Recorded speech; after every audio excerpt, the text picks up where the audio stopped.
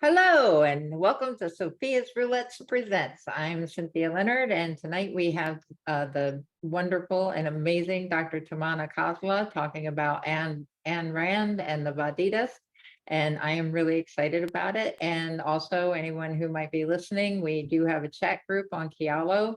The link will be with the video on YouTube for anybody who wants to go there and join in, and because we're always grateful for your input. Thank you so much. Tamanna, would you like to take it away? All right. Okay.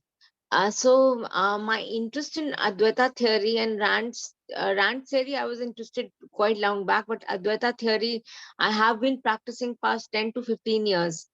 So one day it just clicked in my mind that, why their concept of selfishness is kind of similar.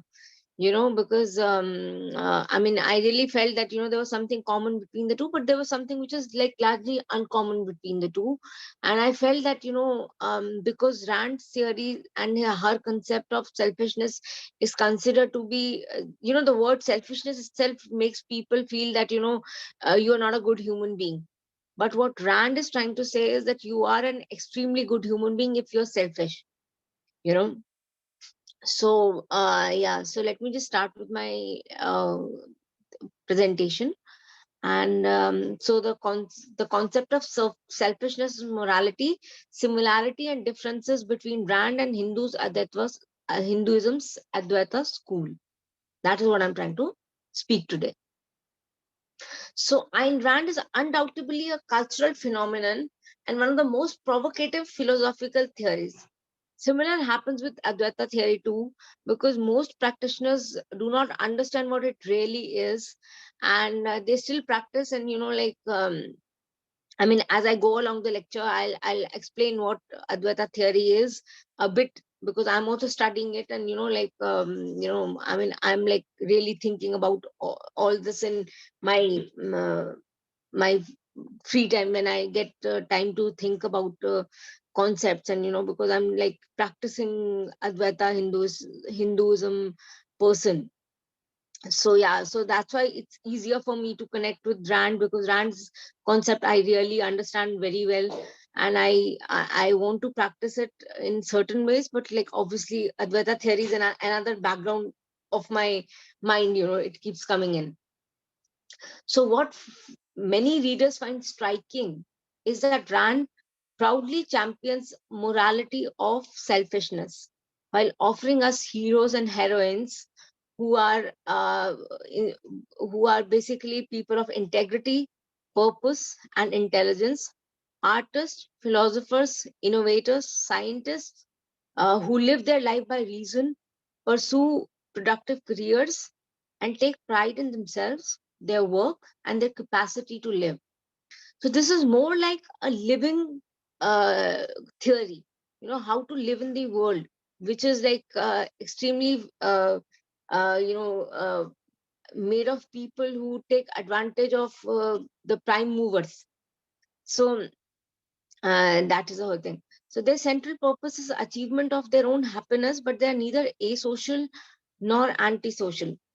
So similar with Advaita theory, for example, the saints, the gurus, for example, the ones who teach Advaita and are practicing Advaita Hinduists, they are the ones who would say that they are neither asocial nor antisocial, but they live their life by their own terms. They stay most of the time alone, and silence is what is something which is practiced by them. So in Hindi we use the word maun. Maun means like the person is like silent. The guru spends life in silence, and that is why then the whole concept of virtues which come from the sky as in like like in Punjabi we use the word dhoor. Dhoor means it's something which the knowledge which comes from the sky. So yeah, they have now Rand's theory. They deeply respect the rights of others, dealing with them by means of reason and trade, not by force or fraud. They have an elevated view of human potential, admiring and finding inspiration in the achievement and virtues of others. So this is expected in most religions. So I'm not saying that it is something specific to Advaita theory, but most religions, be it Islam, be it Hinduism, be it Buddhism, Jainism, they speak the same lines. They form deep friendships and romantic relationships, and their general outlook is one of benevolence, and goodwill. And the virtues that Rand regards as essential to living a selfish life are surprising. These are rationality, honesty, integrity, independence, justice, productiveness, and pride. So the person who now I'm going to keep repeating this, but that Advaita theory is something which is like very limited people are able to practice. Like it's like in crores, probably one person can become an Advaita guru. Most people in India say that we are Brahmganis. Brahmgan is something which is like, which looks at in every person. They look at, they see themselves, they see the God. The God is in everybody. So similar concern is what is Advaita theory feels. But Rand's theory is more of people who are living right now, who are the prime movers, but are not getting back what they really deserve. They are being cheated, looted, and that is what is a problem. Clearly, Rand is offering a new concept of selfishness, one that challenges us to reconsider conventional views of self interest in its relation to morality and its bearing on our relations with others. In particular, Rand argues that associating self interest with callous exploitation and indifference towards others is not only very false, it distorts the way we frame our moral alternatives, evaluate ourselves and others, and fashion our social institutions. For it conveys the idea that our alternatives in life are sacrifice others for our own sake, which they call selfishness, or sacrifice ourselves or other selves, which they call morality. While Rand, um, while Rand is offering, and what she projects in her novels is a third alternative, a sacrificial approach to life. So why should the people who are the prime movers be uh, non-sacrifice? Should be sacrificial. They are not the ones who are supposed to sacrifice. It's the other who are like the who are the leeches and the looters who have to suffer. But this is what is happening. I mean, as far as in current India and the world, for example, we see this is what is happening. What Rand says is holding true. The looters are the ones, the politicians, and people in positions of power who disregard people who are not in power, but they are the ones who are doing the real work. The real work, they are the ones who are doing, and this is the problem. What morality requires is not that we abandon self-interest or pepper our lives with acts of selflessness to give them moral flavor. Um, it it requires a rational conception of what genuinely is in our interest. What we need, she argues, is a morality of rational selfishness. Rational selfishness, a selfishness which is understood by what understood by our soul, is what rational selfishness is. By rational selfishness, Rand means pursuing the values and practicing the virtues that objectively sustain and enrich one's own life. So it's going to enrich your own life, not just an immediate moment, but over the course of one's entire life. It means living by judgment of one's own mind and by one's own productive effort, and enjoying the results materially and spiritually. So both are going to be done. And that is what Advaita theory also says. When we chant mantras for the divine, all religions, for example, in the world currently have a symbol. For example, in Hinduism, it's Om. So Om is the divine voice. So that is what you are able to chant the names of Om, chant the name of Om, and you will be the Advaita theory does not say that you will stay poor or something. They say that the more you chant the name of God, you will be able to have more resonance with the universe, and you will benefit materially also, because according to the Advaita theory, you are also supposed to because we have a lot of gods in Hinduism.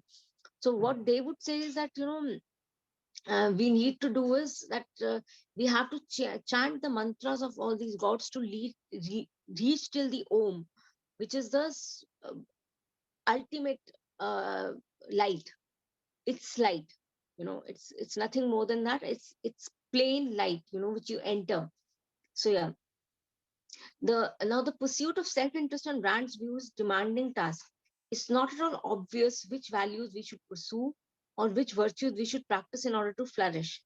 It's all individual based. You it depends on the individual, but it should be based on truth. What your individual soul says. That is what it should say. So that's what I'm trying to connect to Advaita theory, and that's why I'm using the word soul. To trying to understand what Rand is trying to say. A life devoted to self-interest takes both serious reflection and dedication to moral principles, often in face of pressure to compromise. So when Rand counsels us to be selfish, she's not giving us her blessings to do as we please, indulge in any whim, or treat something as in our interest just because we desire it. The task of defining man's proper values and interests is an intellectual philosophical task, and in Rand's view, it is central task of moral philosophy. So moral philosophy is something which is of concern in the current world right now, and it's much needed in the current context. And that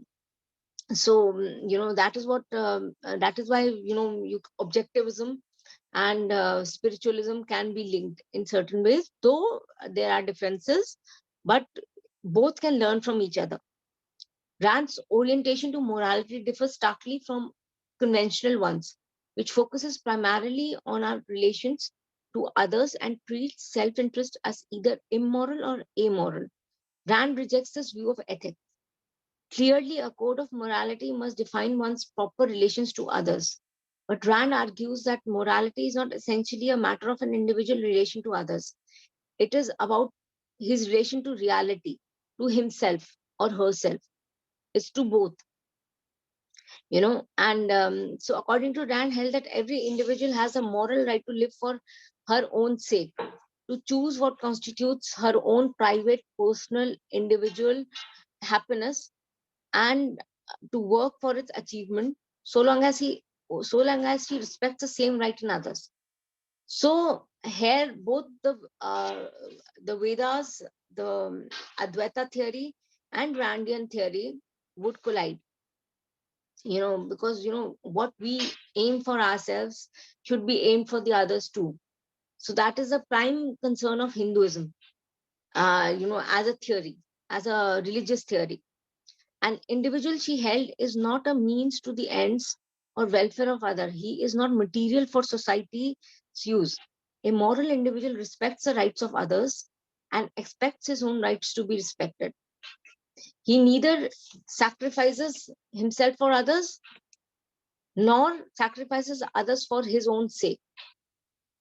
He deals, he or she deals with others in the only way that respects their autonomy, respects the fact that their lives and resources are not his or society's to dispose, dispose of as of or commandeer. He deals with them not by force or fraud, but through persuasion and trade.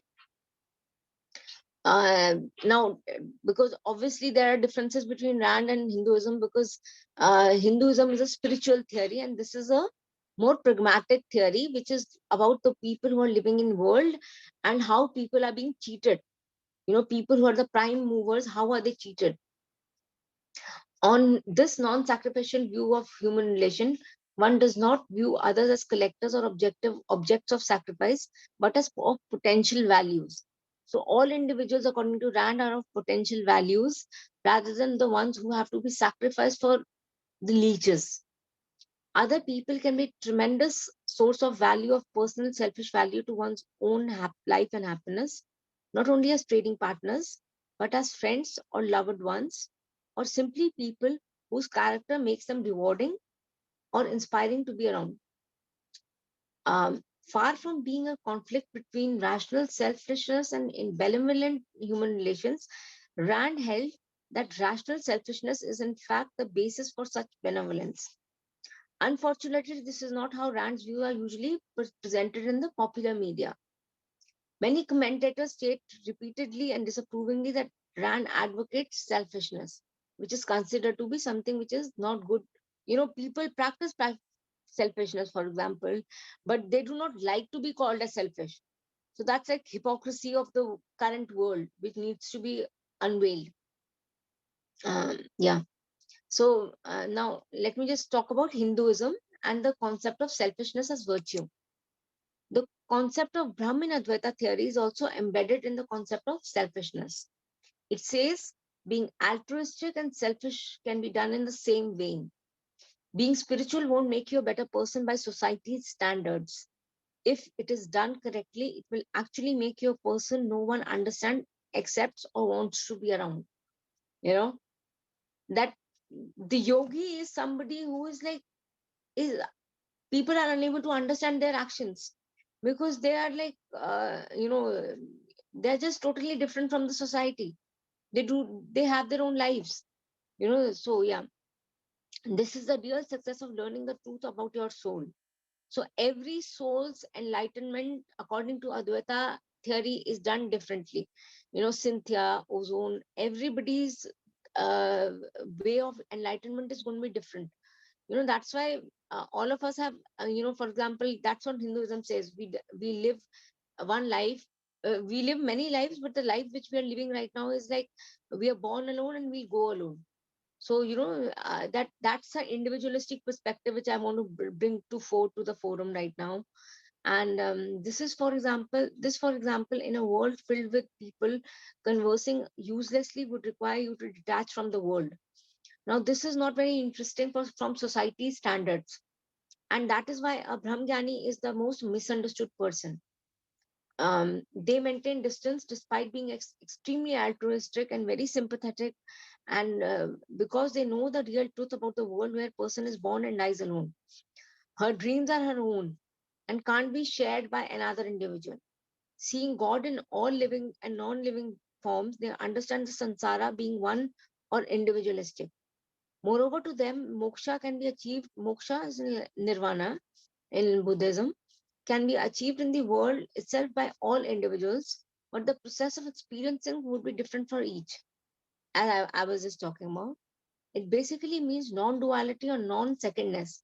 It means that there is no other reality than Brahman, that reality is not constituted by parts, that is, ever changing things have no existence of their own, but are appearances of the one existent Brahman, and that there is no duality between the essence or being of a person, which is Atman, and Brahman, the ground of being.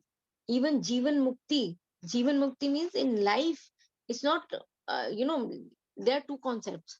One is, Vidhe Mukti, which means that, you are somebody who is like, who has attained salvation in this life itself. But there are most of the people attain enlightenment after death.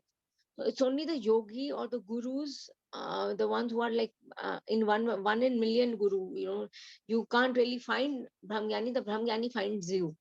So they are the ones who achieve living moksha. They are like in their moksha. They stay a lonely life, and they hardly sleep.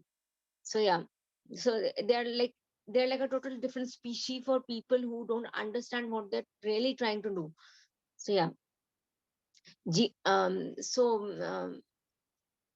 yeah, so what we attribute to them are, he's not bothered. The Brahmgyani is not bothered by disrespect and endures cruel words, treats other with respect regardless of how others would treat them, and that's what Rand's heroes also faced.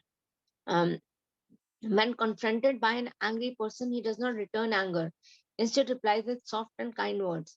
Even if tortured, he speaks and trusts the truth. That's what Kabira, Nanak, many of these saints, who form Mahavira, Buddha, are the ones who believed in this. And Sri Krishna was the epitome of what you can say a Brahmgyani, because he lived a life, and and also very Randian. He lived a life as a king, but inside he was a saint. You know, so yeah, he does not crave for blessings or expect praise from others. He never injures or harms any life or being, as we call what we call as ahimsa. His intent in welfare of all beings.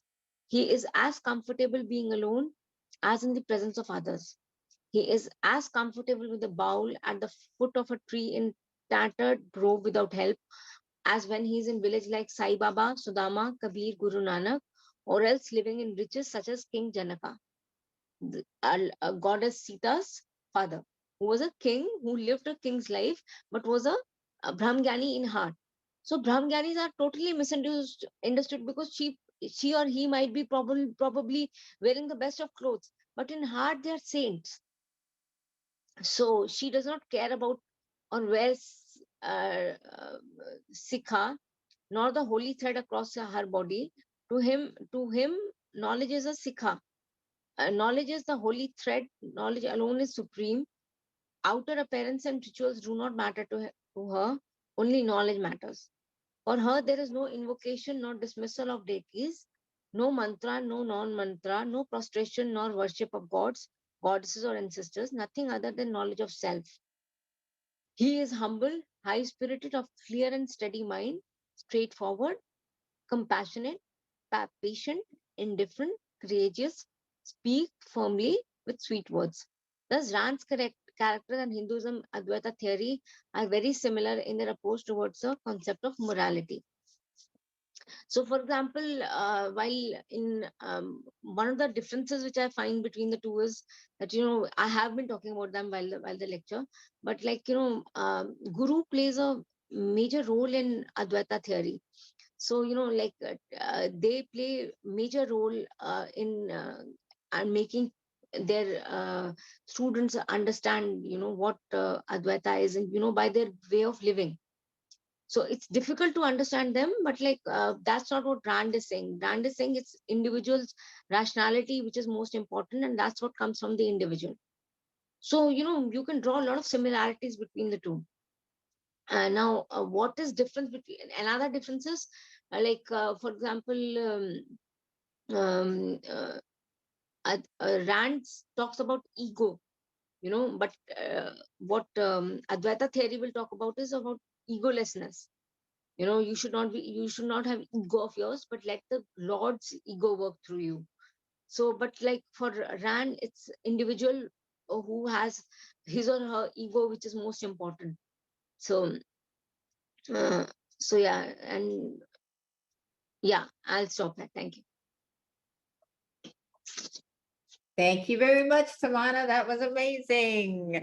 And what you said very much aligns with, because I haven't read a lot of Rand, but I have read some, and that was the understanding I had. If you love yourself, then you can love others authentically. If you love yourself authentically. However, she has been much maligned in the United States. I don't know if you're aware of that. Would you like to speak to Yes. that? Yes, and she is because of certain incidences which she took in the Fountainhead, the rape of the lady. Like they said, she's anti-feminist, but I felt as far as feminism is concerned, she can be of great help. As far as her theory is concerned, I'm not concerned about her outward, what novel she has written. I'm just concerned about the fact that women do not live a life of their own. They're always mothers, or they're like always daughters, or something of that sort. They don't live their own lives. So as an individual, she needs to live her life. So that is why I feel feminism can get a lot of help from in developing a theory for the world right now. We can take a lot of help from Rand. And I would agree with that as well. Every time I've heard her speak, she very often speaks to, feminist issues like abortion, things of that nature. And she would be right in saying that we should be able to do whatever we want. We shouldn't Yeah, be, pigeonholed within our society like we are now. And yeah, is that a correct understanding, or? absolutely, absolutely. Wonderful, wonderful. If anyone in the group has questions, if you would please put them in the chat, that would be amazing. I would be very grateful for that. Was there anything else you wanted to add on to that, Tamanna? That's what I'm trying to say, is that like right now, what in the world we need is a lot of um, mix and match of philosophies, for a better world. We need to, because actually I would be writing, I'm finishing my 2 books, but my next project is going to be Hinduism and individualism, a world based philosophy. um, Yes, Ozone, I know that, she rejected the word feminist, but I'm not concerned about that. I'm just looking at the fact that, the philosophy can be of help to feminism. I know she did not, it was 1920s when she was writing, and, she probably could not be a feminist down then, but I feel that, like we can get a lot of help from her, and I am deriving help from her, because as a person, I am like that. So it helps me to understand what she's trying to say, because I am personally like that as a person. And as a very individual person, live a life my own. I listen to my own soul. That's why I this, yeah. And I would like to read the comment that you just responded to. Ayn Rand herself rejected the label feminist and even went so far as to provocatively declare herself a male chauvinist. In addition to her philosophical views per se, she had a view of sexual psychology that ascribed distinctive masculine and feminine attitudes to healthy men and women, respectively. And we may, okay. And is that anybody else who has questions or comments that they would like to put in the chat? I would be very grateful for that. But yeah, she has been much maligned, mostly because I think the conservatives hijacked her message, Yes, yes, and even though she doesn't claim feminism as, as a belief system or even as a word, I guess. Um, like every time, like I said, every time I've seen her speak, she very much speaks to feminist issues, yes, and equality, and everybody should just be, and like it's not even a feminist masculine thing. It's everybody should be doing the thing that they yes, want to be doing. yes. Yeah. Okay. Was there anything else you wanted to add on to that? No, let's see if they have any questions or something. Okay. Anybody who has any questions, please put them in the chat. Okay, I'm gonna check Kialo to see if there's anything there that we need to be talking about.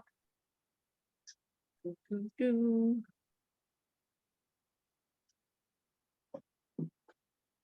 Okay, I'm gonna share the screen so that you can take a look at this. There's been a lot of commentary on the Kialo site, which is what we're using for our discussions. And if you would like to respond to any of it or comment to any of it.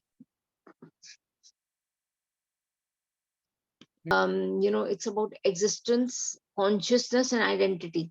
That's true of Advaita theory as well. It's about being conscious of what you are thinking right now. It's not about future, it's not about something which is at the back, but it is about being here now and forever. And this theory applies in the current world also. And both these theories could be affiliated to each other on this particular point, that consciousness is here and now. So that's what I will respond to this person. And So to clarify, you were saying that the Advaita's, spirit and self, the capital S self and the small s self is essentially the same as what Rand is talking about, because she is talking about integrating the big S self and the little s self. no, I guess she's talking about the small self. Okay. The big self is something which is talked about by the religions. Be it other, most religions will talk about the biggest. That's why I use the word Om, for example. That's a major, that's the light. be it, the Guru Nanak symbol or the symbol of Islam, so they all have symbols, which reflects the thought of eternal truth, eternal godliness, eternal light, where God has no form. So that's the real thought of spiritual religions. So I draw in my work, I draw distinction between religion and religion and spiritualism. These two things, because Advaita theory is more to do with spiritualism. You can do just about anything. You're under no compulsion to behave in a certain way. You don't have to be a monk. You can wear anything, you can do anything, but your soul should be clean. That is what they're trying to say. They are not trying to say you have to change your way of being. You can be the way you want to, but integrity, etc., the points which have been spoken by, compassion, for example, is one of the major points which the saints always emphasize on and are known to be. For example, Dalai Lama, extremely compassionate person. Thank you very much. And I would agree with you on that too, because it's very easy to get the soul dirty. It's very Yeah, easy to every time you compromise yourself, every time you tell a lie, every time you undermine somebody else, like you were putting dirt on your fake ass self, which is no way. And absolutely. and that is exactly what keeps us from projecting authentically, in my opinion. I give the example, Cynthia, of the elephant, because the minute elephant takes a bath, he, through his trump, he throws back mud on himself. So, Mhm. that is what they're against. Like, if you listen to a guru, you should understand what the guru, from where the guru speaks, and, getting the best guru is almost impossible in this current world because it's so corrupt. And, the gurus right now are the ones who are like asking for money and everything. They've got courses, gold and platinum, etc., etc. And, they're earning money. But Brahm Gyan is not about money. It's about helping people evolve spiritually. Mhm. And which is what it should all be about, if you ask Yeah. me. Yeah. Did you want to respond to any? And I know you haven't really had a huge chance to look these over, but would you like to respond to any of these? Ayn Rand Yes, offers I'll some. just let me read it. Yeah. Okay. Modern. Yes, I guess that's true. Modern psychology suggests self-care is not about being selfish. Yeah. So, that is why self-care is most important to women, because men get all the chance to do all these things, but women do not. Then, yes, I guess Ozone is right. Why she can't or didn't differentiate between ultimate reality and human realities shows Advaita's strength. Absolutely. So, because it's, and as I pointed out, that